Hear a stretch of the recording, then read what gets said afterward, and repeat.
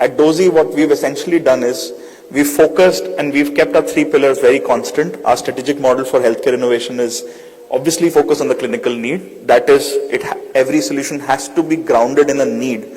Obviously, innovation and technology is at our core, and execution excellence. Because technology itself is evolving very, very fast. How does the technology integrate into your operation seamlessly? What is the acceptance from the stakeholders? Do they really believe in it? How do they really use it? And at the end of the day, can it scale to become standard of care or not? Apart from all of that as well. So today, we want to look at remote patient monitoring and early warning systems on how they've developed so far. There have been decades and decades of data that has been available that says that if you put remote patient monitoring or continuous monitoring in a facility or for patients that require care, you're definitely going to improve patient outcomes, you're definitely going to reduce costs, and care is definitely going to improve. So multiple studies essentially have spoken about all of these benefits of remote patient monitoring, right? And this is exactly where we started looking at how Dozee creates that sort of a difference. Can we look at the real world data that is available to us? So what we essentially did, we helped three major studies. We helped them provide all of the data that we had on our platform. We waited for them to analyze all of this data and in fact publish it in peer-reviewed journals as well, journals and international conferences as well. Three major studies in three different care ecosystems, very, very different care ecosystems. The first one is a major study at King George Medical University, a public tertiary care system in a tier 2 city. Over 1 million patient footfall every year. We heard about Mayo looking at over 1 million patients in 1 year last year. One single facility does that here in India, right? We monitored over 700 patients, 84,000 hours of data was collected for that sort of an analysis to be done. So a big study in itself. It was published in one of the leading journals as well. The second study was at MS Ramaiah Hospital from Bangalore. And this is a super specialty hospital in a tier 1 city, right? But a standalone super specialty hospital.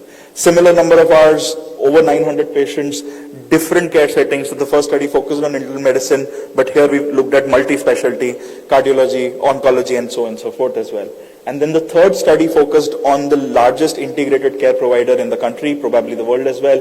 So how does a group essentially look about it? In a very, very large setting, multiple hospitals, through a command center, over 1,000 beds being monitored at a single time. The key to this is monitoring. It's the opportunity to identify critical alerts, maybe code blue event, maybe even to identify changes happening, adverse happening with the patient, whether it be the clinical condition or even just before clinical condition deteriorates, changes in the vitals. And that would really help us if we have monitoring to reduce code blues.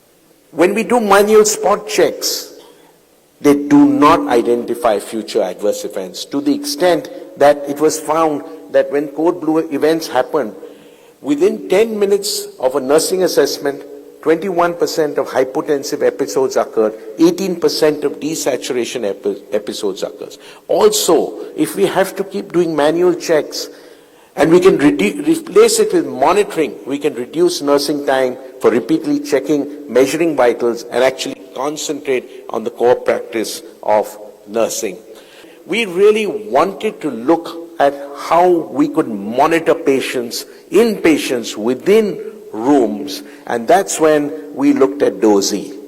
I must tell you that when the people from Dozee came across and talked to us, I was totally skeptic, because they talked about putting a sensor below the patient's bed, which would be contactless. The patient would not know that there is a sensor there, and that sensor would give us blood pressure, respiratory rate, and heart rate without the patient knowing, without contact, without monitoring leads, which was really the cumbersome thing of continuous monitoring. Of course, you can get SpO2 and temperature with a contact probe, but the key is the contactless remote monitoring system. Further, the data could be seen on a monitor, maybe in the room, a monitor which may be a central monitor at the ward, maybe a remote monitoring system, and in fact, in a command center, which may be in Bangalore or anywhere else on the planet. The whole point being that they should get customized alerts. So we can customize the alerts based on the patient or have a generalized customized alerts. And these alerts can go to the central station or being in the form of alarms. They could go to the ICU. They could be remote to a command center where there's no alarm fatigue and somebody is sitting there and you get a call in coming either to the ICU or back to the central station that there's a change in the vitals and you need to look at things.